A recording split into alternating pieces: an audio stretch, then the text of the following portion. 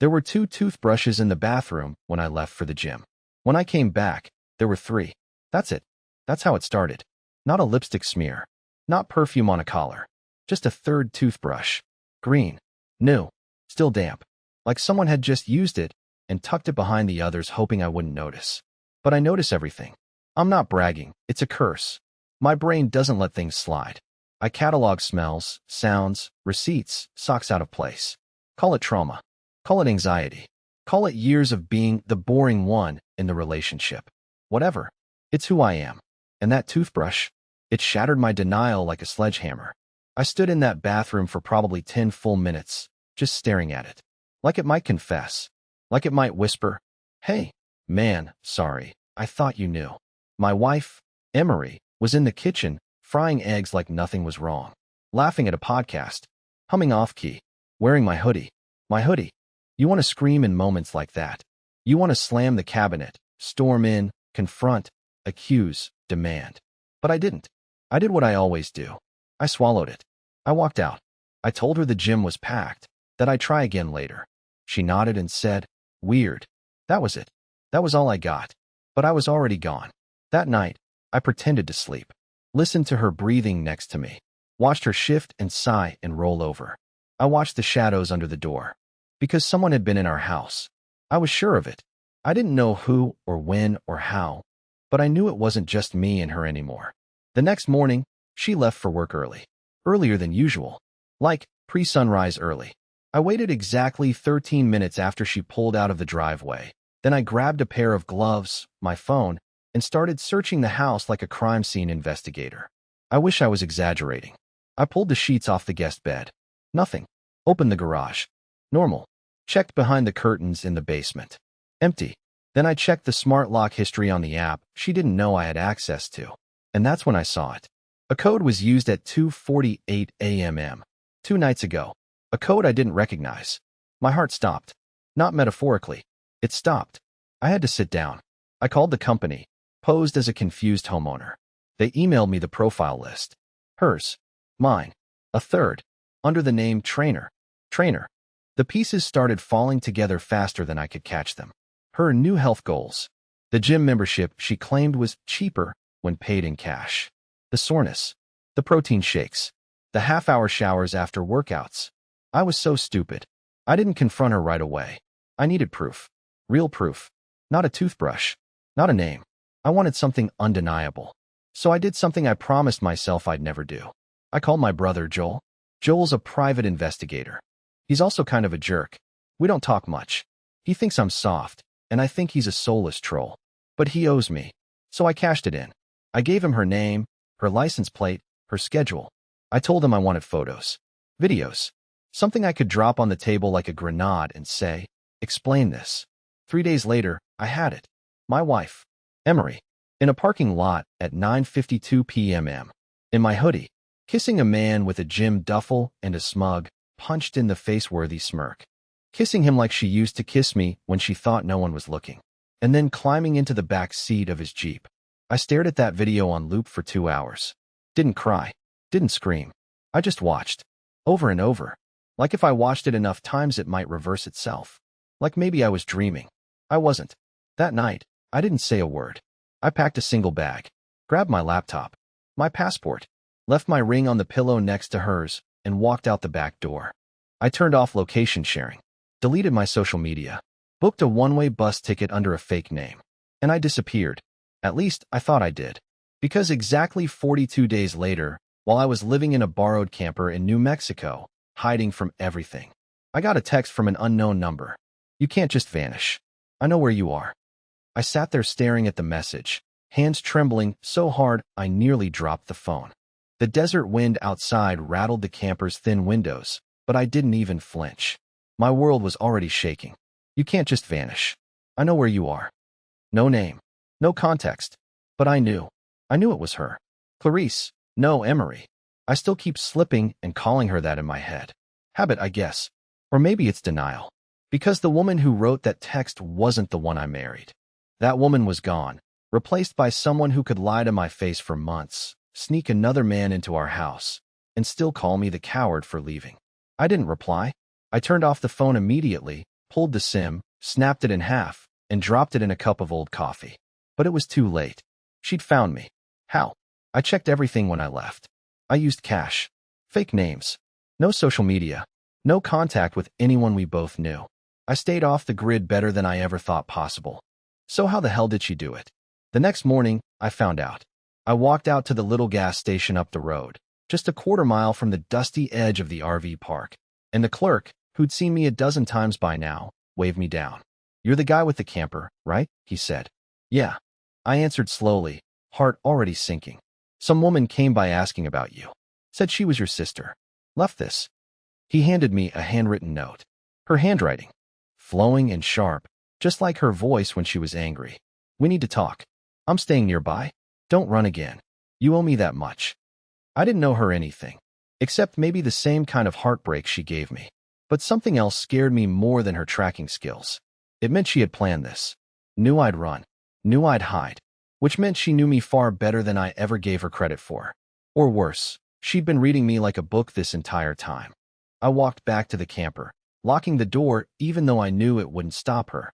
I sat down on the edge of the fold-out bed and stared at the desert again. I thought about running again, disappearing deeper, changing my name a second time, heading up to Montana or even into Canada. But then something gnawed at me. Why did she want to talk? What could she possibly have to say after all this? And more importantly, why now? Something didn't feel right. And I was about to learn. The betrayal wasn't over.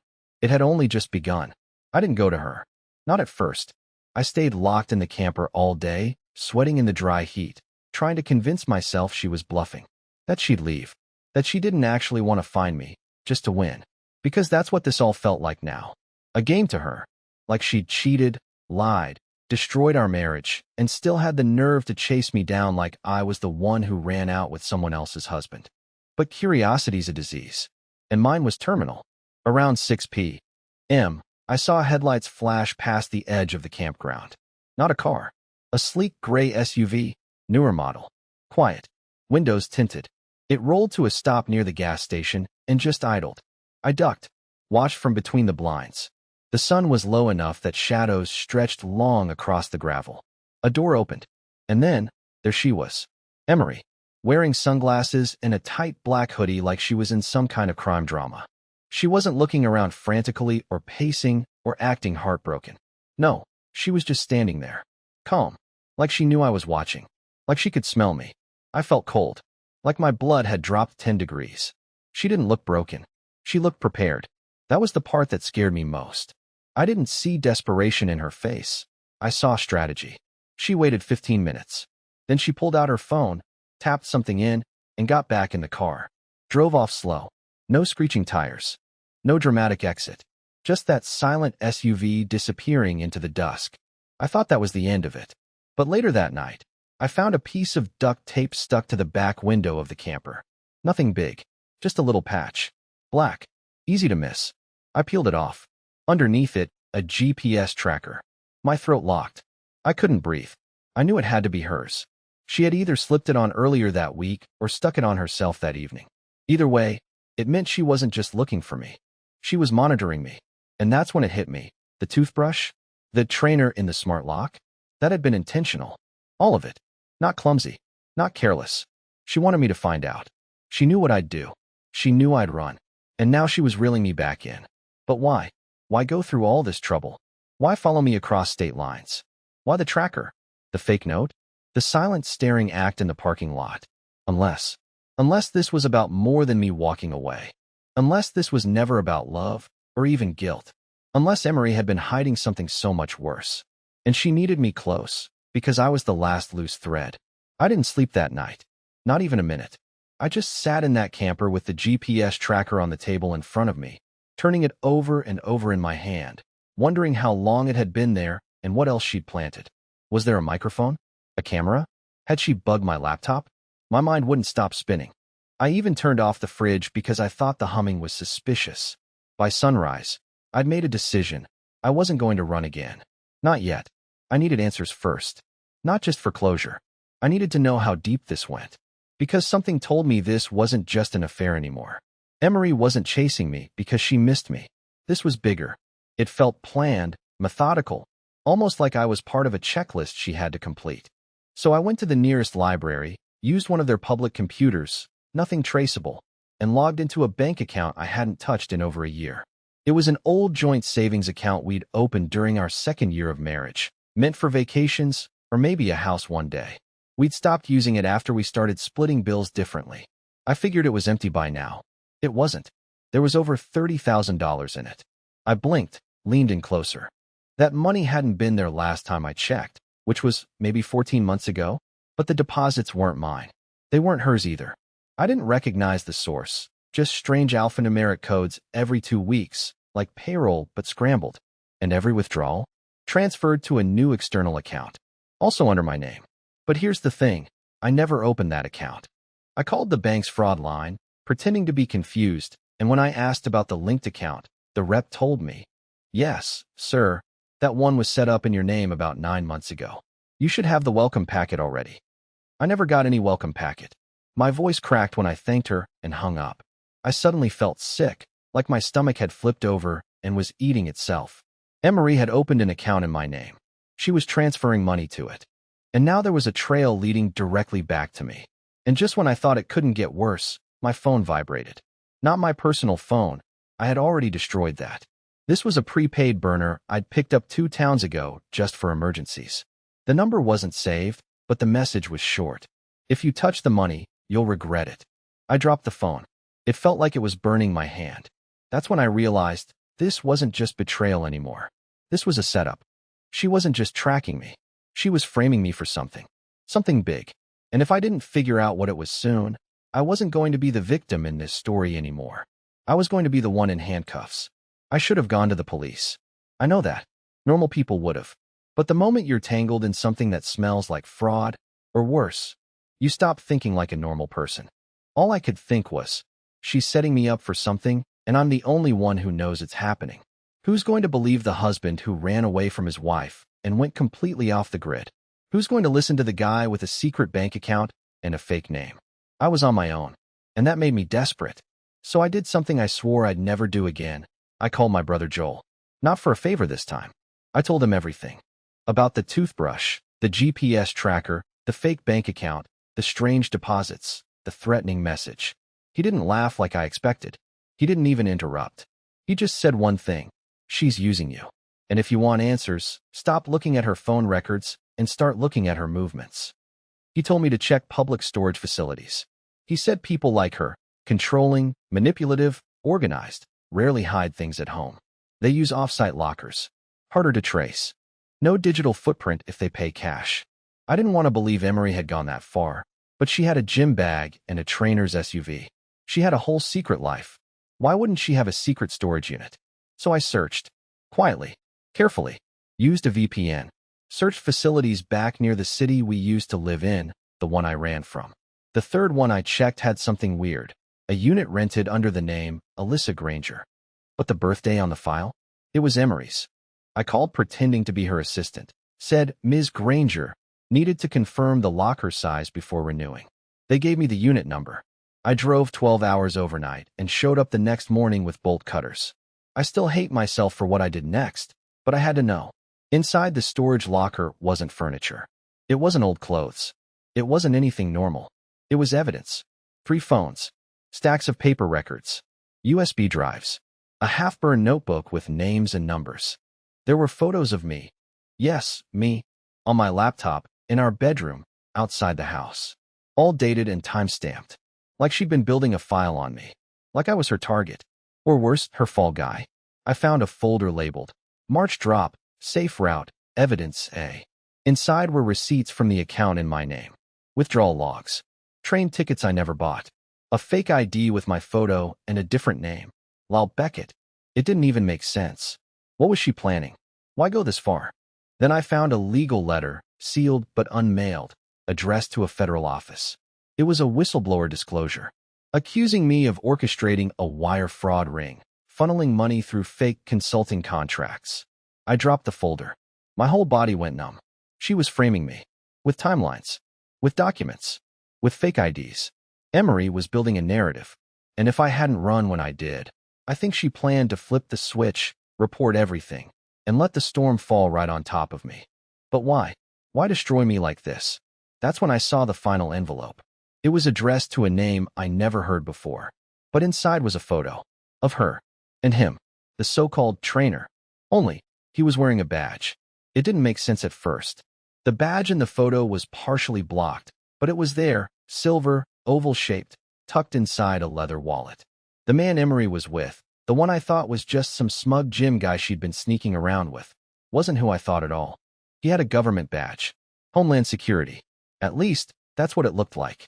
And she wasn't just standing next to him. She was holding his hand, smiling, posed, comfortable, like they'd done this before. I stared at that photo, so long my eyes hurt. What the hell was I looking at? Was he undercover? Was she?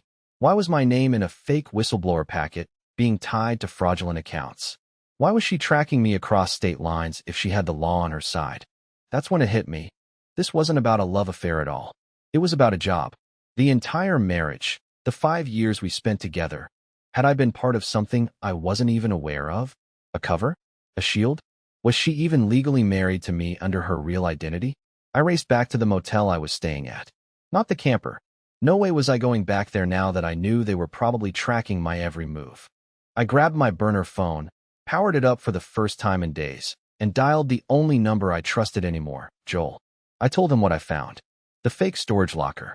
The fake ID with my face. The folder with whistleblower accusations. And the photo. He didn't laugh.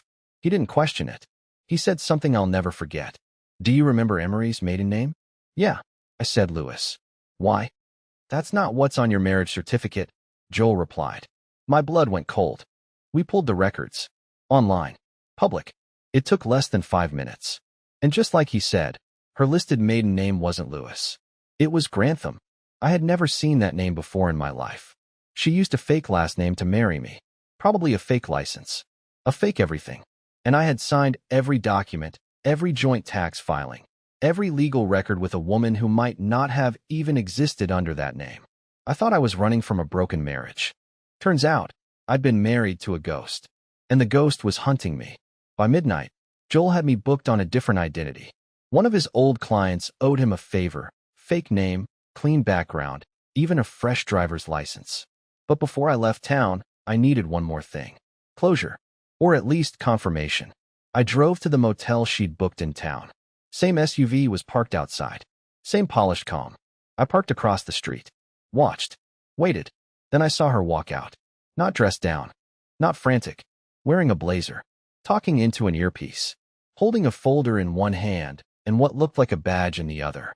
She walked right up to the SUV, opened the passenger door, and handed the folder to the man inside. Same man from the photo. He nodded, smiled at her, then pulled out his phone and showed her something. I couldn't see what it was, but whatever it was made her face go cold, and she started looking around like she felt me watching. That's when I realized something even more terrifying than all the rest. She wasn't trying to find me because she was afraid of what I might do. She was afraid of what I already knew. I stayed in my car long after she disappeared inside. My hands were shaking so hard I could barely hold the steering wheel. My mind was unraveling, stretching in too many directions at once. There she was, my wife, or the woman who'd played my wife, dressed like a federal agent, passing sealed folders to a man with a badge, talking into an earpiece like she belonged to something far above my pay grade. I was never part of her real life. I was a layer, a mask, a cover. And now, that mask had slipped. I wasn't just disposable, I was a liability. I should have driven away. I should have vanished again, gone north, changed my name a second time, and buried the whole thing. But something inside me refused to go. Not without the truth. Not without finally knowing who the hell I'd married, and why she spent 5 years pretending to be someone she wasn't. I waited until the lights went out in her room. Then I broke every rule I ever gave myself and crossed the street. I didn't knock. I didn't make noise. I slipped a folded card between the frame and lock, an old trick Joel taught me when we were kids and stupid. The door gave with barely any resistance. Cheap motel locks never hold. Inside, everything was quiet. Her suitcase was open on the bed. The folder she gave the man earlier was gone, but another one was sitting on the desk, sealed. I opened it. Inside were photos. Not of me this time, but of another man. Middle-aged. Plain. Accountant type. Smiling in front of his office building, holding coffee, standing with a kid at a soccer game. On the back of one photo was a name, Clint Morrow. I had no idea who he was until I saw the next photo. It was Clint with Emery, holding hands, smiling like a real couple. Not like us. This wasn't a lie. This wasn't some fake husband for a cover story. This was someone she loved. I felt dizzy. She had a second life, a real life, with a man who looked like he had no idea what she was capable of. I flipped through page after page, trying to piece together the timeline. Dates, surveillance logs, expense reports tied to Operation Sundial, whatever the hell that meant. She'd been tracking this Clint guy for years. But if he was a target, why was she in photos with him like his girlfriend? Or his wife? Unless she had married him too. My stomach dropped. She wasn't just a liar. She wasn't just cheating.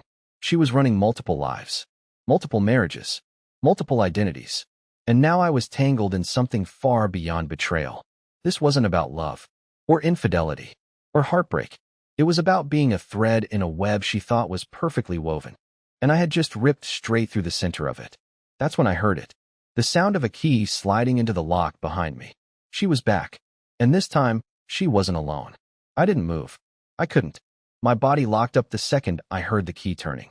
There was no time to hide, no time to escape. I was standing in the middle of her motel room, holding proof of her second life, her second husband, her second web of lies.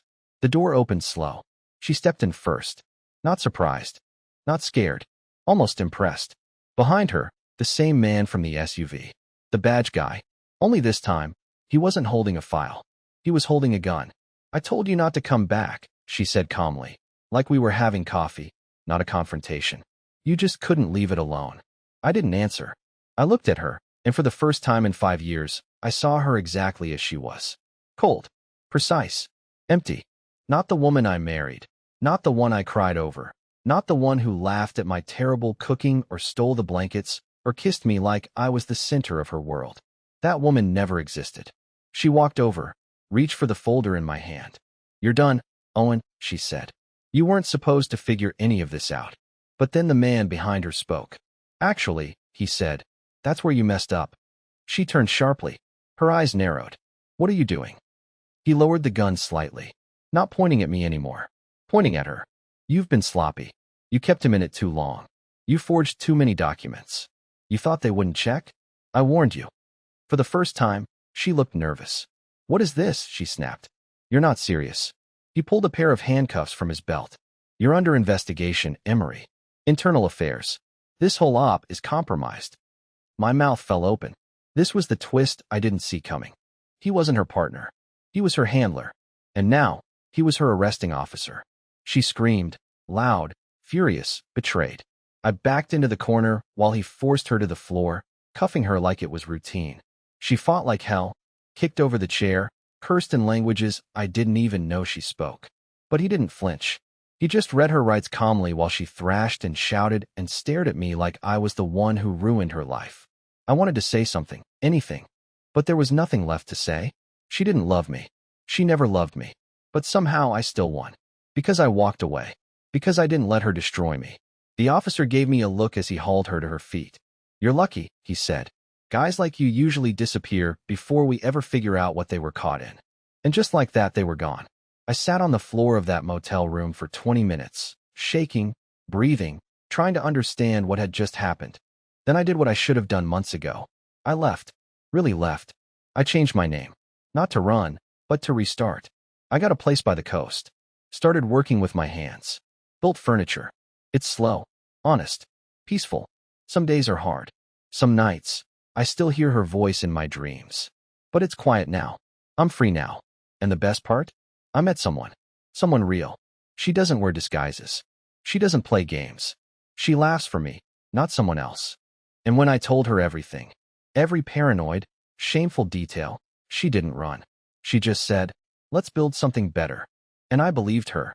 Because this time, I finally know what love isn't.